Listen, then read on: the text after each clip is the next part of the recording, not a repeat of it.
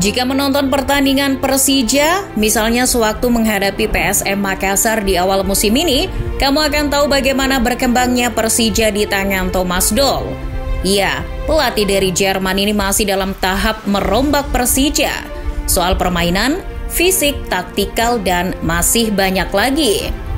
Bukan hanya untuk Persija, Doll bahkan melakukannya untuk sepak bola Indonesia secara general. Meski baru sebentar tinggal di Indonesia, Doll aktif memberi kritik ke sepak bola tanah air. Thomas Doll boleh dibilang anomali pelatih asing di Indonesia. Ketika banyak pelatih asing dalam negeri lebih banyak fokus ke timnya dan jarang-jarang mengkritik sepak bola Indonesia, Doll tidak begitu. Kemarin saja setelah timnya diimbangi PSM Makassar, Doll tidak hanya berdalih mengapa timnya gagal memetik kemenangan sebagaimana pelatih-pelatih lain. Namun, Doll juga mengkritik gaya permainan PSM Makassar yang membuat lapangan tak ubahnya kasur di Hotel Bintang 3. Bisa buat guling-guling seenak perut. Kritik Doll muncul usai Persija kesulitan menyamakan kedudukan.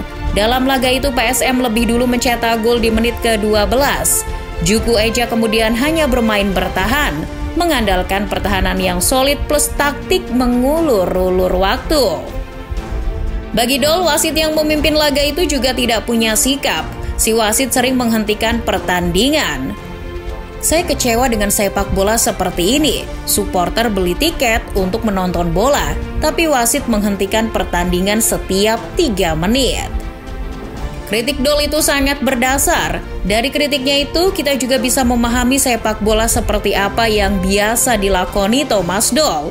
Di Bundesliga sana, supporter menjadi pihak yang mesti dikedepankan, dan Doll menunjukkan itu dalam kritiknya. Sadar atau tidak, ketika mengkritik permainan PSM, Doll sedang menyindir tim-tim di BRI Liga 1 yang masih menggunakan taktik yang sama. Seolah-olah seperti itulah sepak bola pragmatis. Bermain menyerang di awal, memburu gol lebih dulu. Setelah itu tutup warung, mengandalkan solidnya pertahanan. Namun bertahan dan bermain mengulur waktu itu dua hal yang berbeda.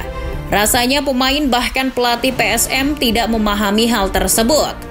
Well, kritik itu bukan satu-satunya yang pernah keluar dari mulut Thomas Doll. Mantan manajer Borussia Dortmund itu musim lalu juga mengkritik kualitas lapangan di stadion-stadion di Indonesia. Pada Piala Presiden 2022 lalu, Persija mendapat jatah latihan di Stadion Palaran, Samarinda. Stadion yang juga pernah dipakai untuk ajang Pekan Olahraga Nasional tahun 2012. Nah, Doll berterus terang kalau stadion itu tidak layak dipakai untuk latihan. Di Jerman, lapangan seperti ini biasa kami gunakan untuk menggembala sapi, kata Thomas Doll mengomentari kondisi lapangan di Stadion Palaran. Kritik itu walau ditujukan ke satu stadion, memberi sinyal bahwa kualitas lapangan di stadion di Indonesia masih jauh dari kata merata. Kritik Thomas Doll pada kualitas Stadion Palaran boleh dibilang adalah lanjutan kritiknya soal kompetisi pramusim Piala Presiden. Ketika hampir seluruh klub di Indonesia memandang serius Piala Presiden 2022, Doll berpikiran lain. Dikutip Kumparan, bagi Doll, ajang seperti Piala Presiden hanyalah pemanasan, tidak perlu terlalu diseriusin. Maka dari itu ia memilih tidak menurunkan skuad utama terus. Alih-alih menggeber timnya di Piala Presiden, Doll justru memanfaatkan kompetisi tersebut untuk menjajal kemampuan pemain muda Persija. Doll berpandangan bahwa kompetisi sesungguhnya adalah liga. Langkah Doll ini sempat mengejutkan tak sedikit umat sepak bola tanah air. Betapa tidak, Persija pernah juara Piala Presiden, yaitu pada tahun 2018. Namun, kenapa Doll, pelatih Persija, malah tidak berambisi meraih itu? Tetapi entah berkaitan atau tidak, sebelum mulai musim ini, Piala Presiden sudah tidak ada. Klub-klub di Indonesia mulai menggelar pramusimnya sendiri, malah tidak lagi hanya menghadapi sesama tim Indonesia, melainkan juga menguji kemampuan dengan menghadapi tim-tim dari luar negeri. Contohnya Persija yang menggelar uji coba melawan tim Thailand, Ratchaburi. Persis Solo yang menjajal kekuatan Jeonbuk Hyundai. Thomas Doll juga sangat berani mengkritik pelatih Timnas Indonesia Sinteyong. Padahal sebelum-sebelumnya pelatih Timnas Indonesia seolah punya marwah yang tinggi. sulit dikritik atau mungkin nyaris tidak ada yang berani mengkritik pelatih timnas Indonesia. Tetapi Dol yang tentu saja levelnya sama dengan Sinteyong memberi kritik keras pada pelatih berpaspor Korea Selatan itu.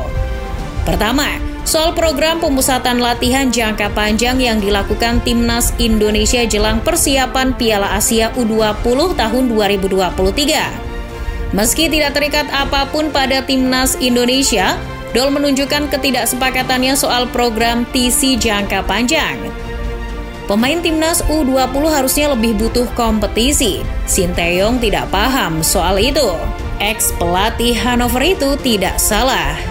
Di belahan dunia lain, TC jangka panjang untuk timnas kelompok umur memang jarang-jarang ada. Jangankan untuk itu, di level senior pun hampir tidak ada yang namanya TC. Jadi alih-alih TC jangka panjang, bagi Dol lebih baik menambah jam terbang di kompetisi sungguhan. Tetapi Sinteyong juga tidak salah meski tidak sepenuhnya benar. Memang TC sudah jadi semacam tradisi timnas Indonesia. Namun kalau dipikir-pikir, mana yang bisa meningkatkan mutu pemain? Berlatih dengan sesama tim atau berkompetisi? Dol juga mengkritik pelatih timnas Indonesia yang membintangi banyak iklan. Kritik itu kemudian dikemas oleh media dengan narasi utamanya, Thomas Dol menyebut STY badut. Padahal bukan itu poinnya.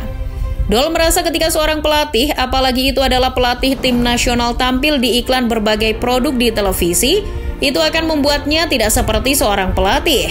Singkatnya, sang pelatih bisa kehilangan karakternya sebagai pelatih. Namun Dol mungkin juga lupa kalau pelatih sekelas Pep Guardiola maupun Jose Mourinho juga pernah menjadi bintang iklan. Thomas Dol juga tak jarang memberikan masukan untuk PSSI. Terbaru, pelatih Persija itu mengomentari rencana PSSI yang akan mengadakan VAR di Liga 1. Tentu saja ex-pelatih Ferencvaros itu menyambut baik rencana tersebut. Dol memang menghendaki Liga Indonesia memakai VAR. Tetapi VAR saja tidak cukup, kata Dol. Menurutnya PSSI perlu mendatangkan wasit dari Eropa untuk mengajari wasit Indonesia bagaimana caranya menjadi wasit. Itu bisa dipahami karena sampai musim ini berjalan saja, wasit-wasit yang katanya lolos seleksi itu masih sering lupa kalau mereka memimpin liga profesional, bukan pertandingan antar RW. Kok Thomas Dol sibuk sih mengurusi sepak bola Indonesia? Bagaimana dengan Persija? Tentu saja Dol tidak melalaikan tugasnya sebagai pelatih macan Kemayoran. Di tangannya Persija benar-benar berkembang. Loh, berkembang kok nggak dapet trofi?